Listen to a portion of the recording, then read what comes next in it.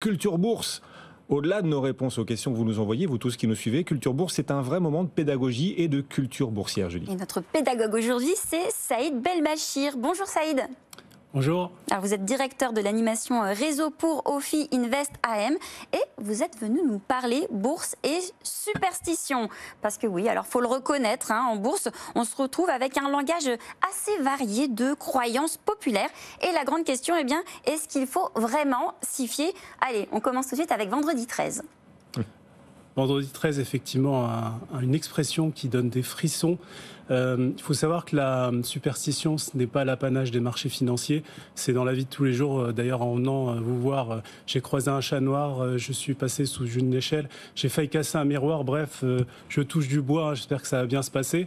Et la question, elle est légitime. Le vendredi 13, est-ce que c'est un bon ou un mauvais jour en termes d'investissement sur la bourse? Je vais vous répondre tout de suite, c'est un jour comme les autres. Toutes les études le montrent, que ce soit sur le CAC 40 depuis sa création en 1987 ou sur le S&P 500 sur des périodes longues de 50 ans.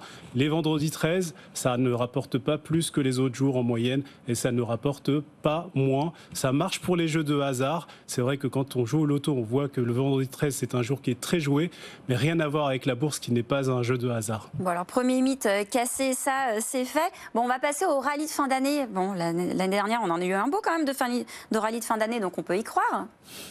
Alors on peut y croire, oui. Là, pour le coup, ça se vérifie. Le mois de décembre, il faut le savoir, c'est le meilleur mois boursier de l'année. Depuis toujours, ça se vérifie. Alors il y a deux raisons. La première, c'est de la finance comportementale. C'est que c'est la fin de l'année. On sait que les fêtes approchent. On a le moral, on a envie d'acheter des actions, on a envie d'investir.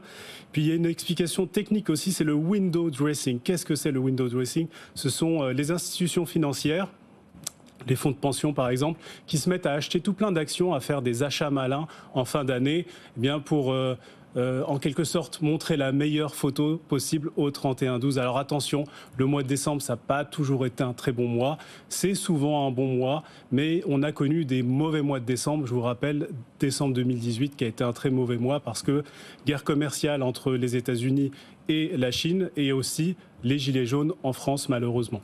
Bon, un mini dernier en 15 secondes pour la suite, Allez. Cette histoire de 4 sorcières. Allez, en 15 secondes, les 4 sorcières, n'imaginez pas des dames arrivant avec des balais. C'est tout simplement une période à la fin de chaque trimestre, le troisième vendredi du dernier mois de chaque trimestre, très exactement, donc mars, juin, septembre, décembre. Vous avez 4 très gros contrats, 4 très gros produits dérivés qui arrivent à terme, qui se débouclent. Et au moment de ce débouclage, comme ça se fait un petit peu en même temps, vous avez plus de volatilité, vous avez donc plus de volume aussi.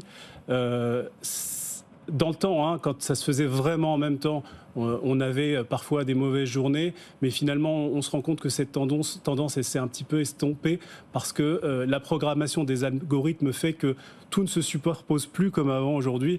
Donc les 4 sorcières ne sont plus, donc du balai, les 4 sorcières. Merci beaucoup Saïd Belbachir pour Ophi Invest AM et on vous retrouve très prochainement pour un nouveau moment de pédagogie. Culture Bourse, voilà, la pédagogie financière chaque jour aux alentours de 15h50.